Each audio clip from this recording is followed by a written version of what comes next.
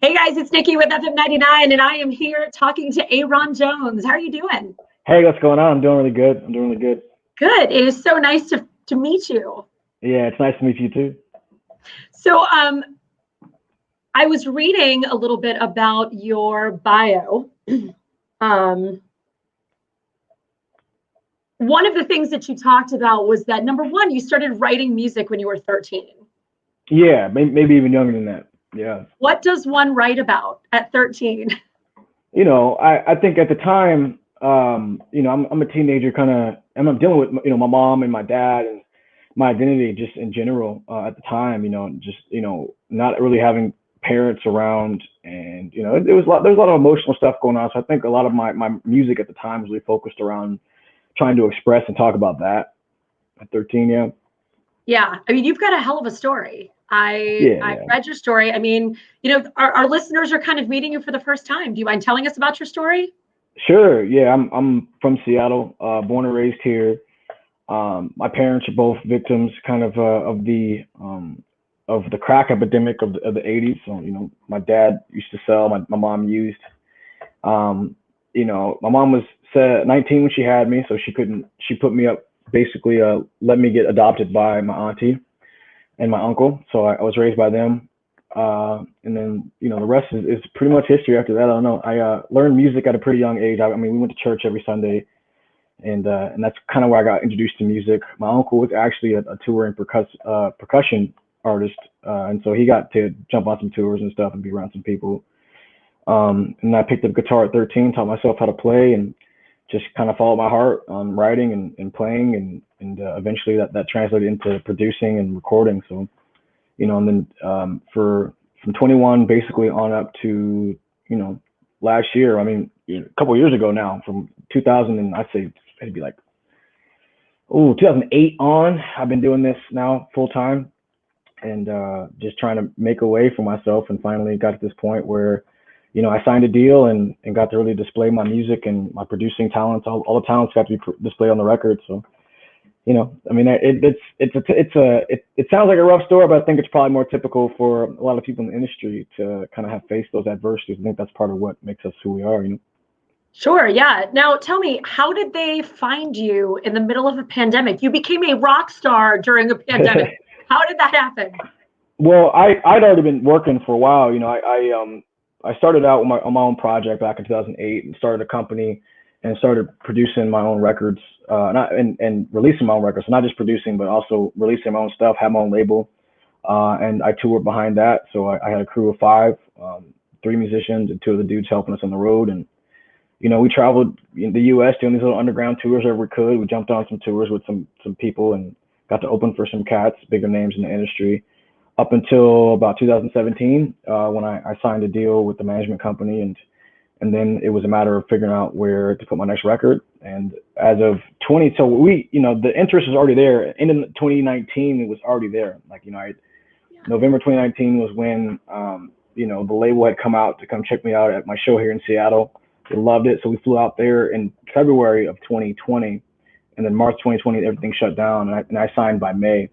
So that's kind of when it all took place. Then we dropped the first single in June. And so it's just all been kind of a whirlwind for me. Yeah, absolutely. I bet you had a heck of a 2020 where everybody was trying to figure stuff out. Everything was coming together for you. Yeah. It was pretty interesting, but I'm a firm believer in magic and, universal magic, and that as long as you believe things can happen for you a certain way, they will. I love that. I agree completely. So you've been tearing up Seattle. Your story, has been known in Seattle, and now the world is learning about you. What does that feel like? It's hard to tell just yet. I don't know. I haven't been able to go out, so it's Fair like enough. I've gotten little glimpses of it here and there. I've been kind of recognized in more places, I think, than I used to, but it's hard to say. I mean, without touring or anything like that, it's hard to really feel. I think I've been saying it this whole time. It's like, these things are happening, but you really can't really get the brunt of it until you really get out there and feel it with the people, So and it'll all come together for people at some point. At this point, I think more people have heard of me than seen me.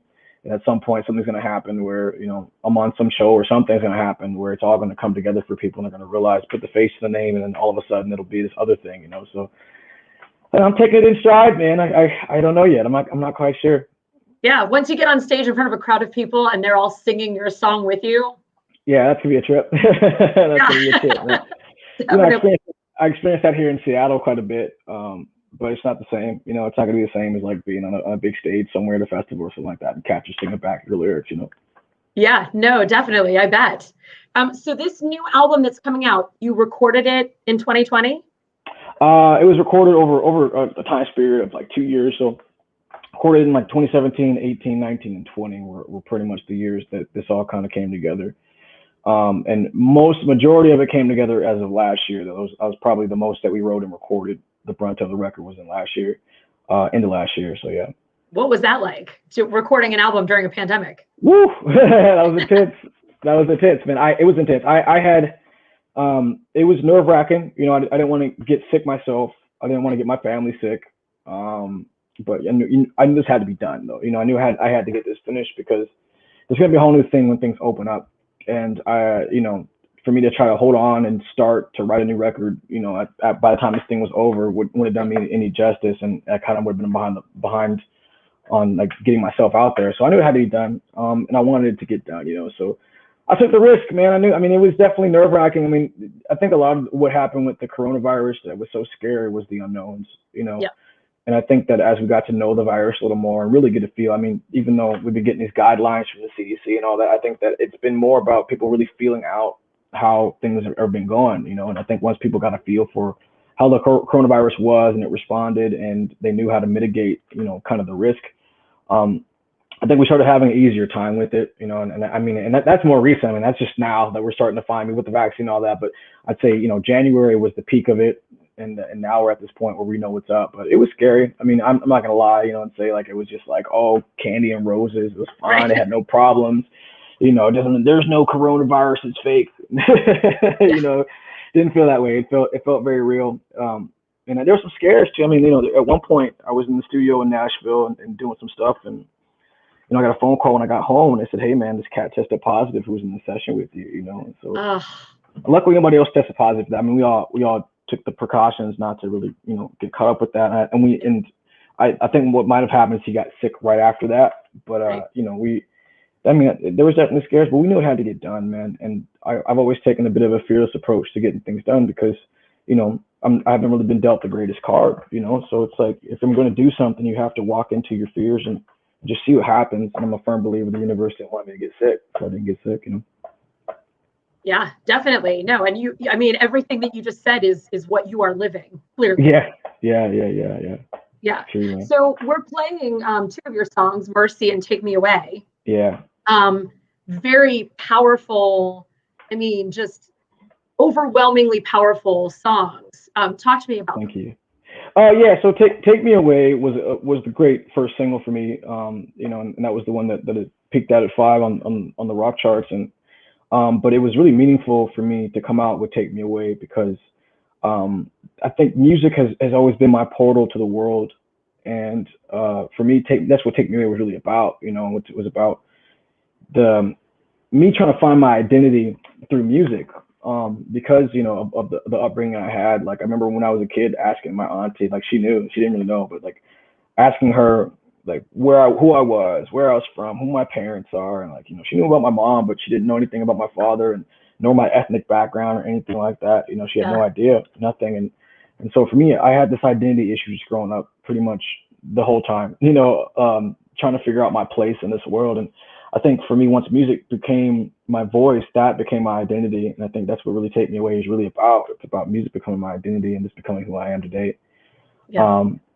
You know, and then Mercy, you know, Mercy's I think it's pretty self-explanatory, to be honest with you. I think initially when I come out with the press release, I kind of had played softball with the press release and said something about American resilience and all that. But the truth is, it's like, you know, as a Black person, when I see every single day I wake up, there's something on the news about a brown person or a person of color or even a white, I mean, just people in general. Let's take even just colors out of it.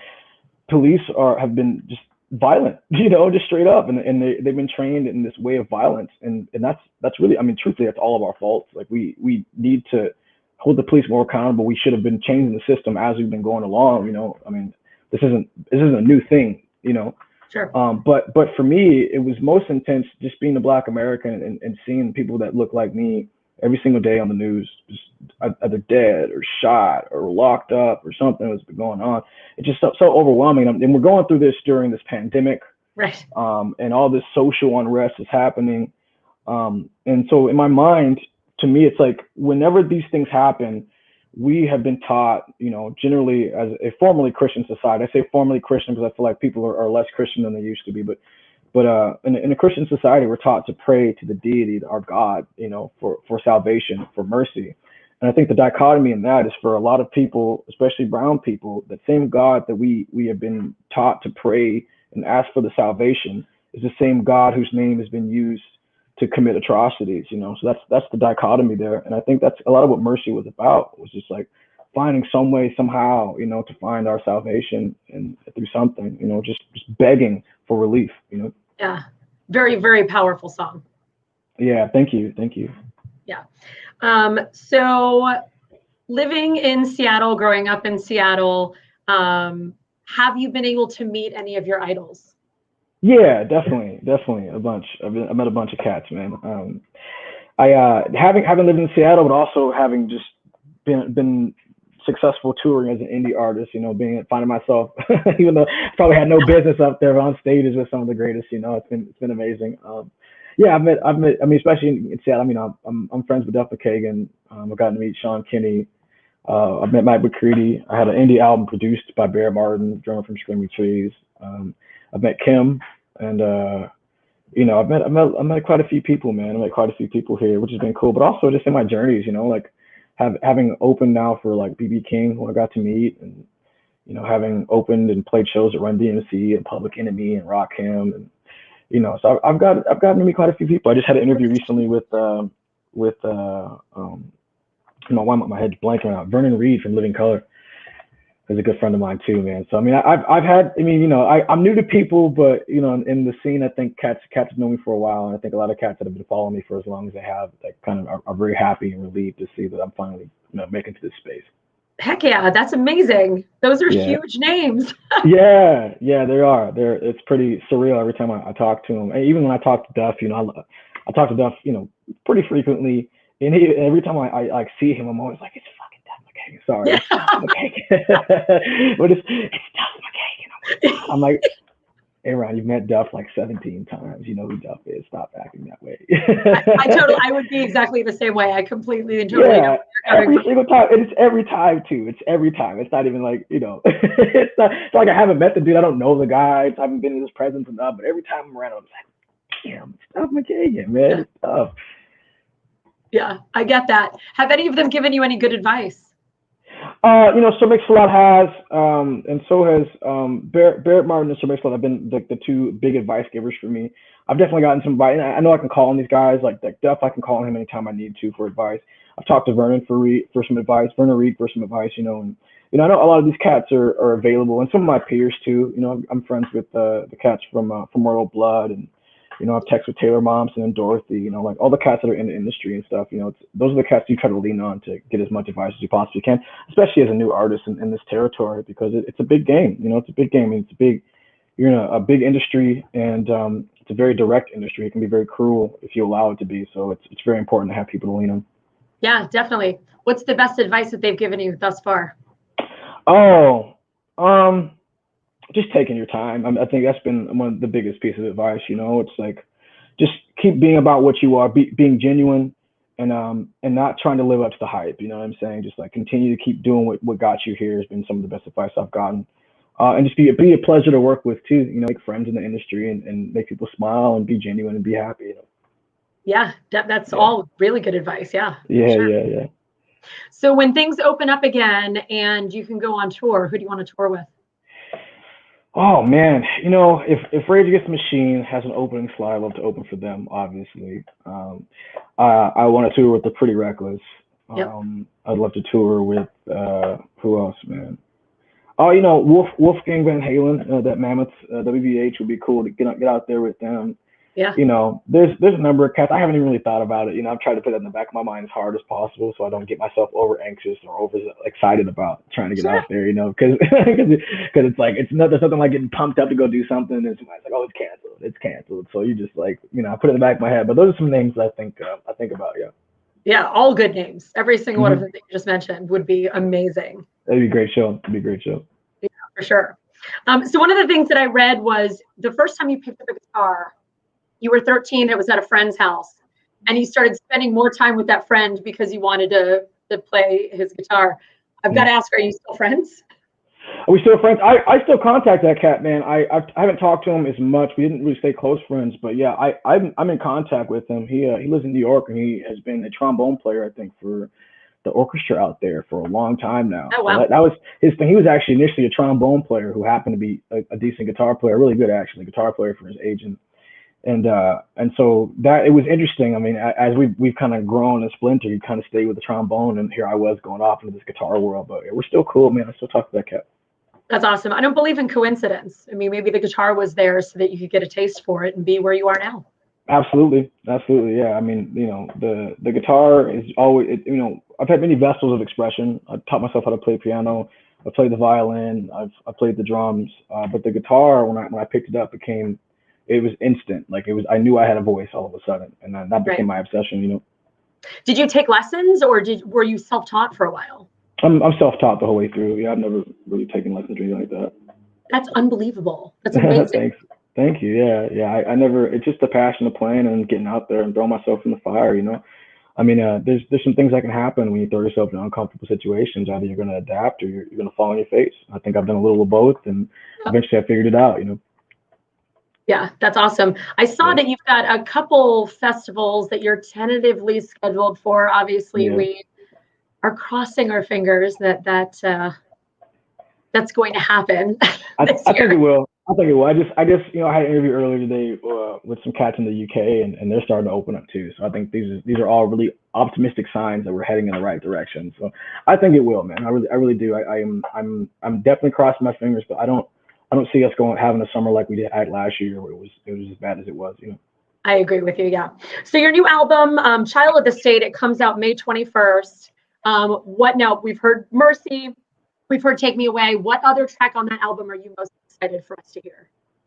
I'm excited for you guys to hear the slow songs. You know, the ballads are the ones that I'm excited for you to hear, because I think that is going to really capture the attention of people who normally wouldn't have taken the time to go listen to the hard rock station. You know, and so I'm really excited for the slow songs. But I don't know. I'm just excited for the rest of it, to be honest with you too. I mean, there's so many different sounds and different, you know, expressions flowing through the record, and stories that I have to tell that are locked in these lyrics and some of the playing and stuff. So I'm excited for all of it, but I think the slow songs are the ones that I think are going to surprise people the most.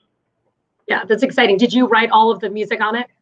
I had a hand in writing all of it, yes. And with the exception of one song, there was one song that was written, you know, by some other cats, but I pretty much had a hand in writing pretty much everything on the record, all but one song. So there's 12 songs. So I think out of 11 out of 12 I wrote. Well, it's very exciting. I know I'm excited for the album to come out. I can't even imagine how you feel. You must be coming out of your skin. Oh, I'm ready for it, man. You know what it is?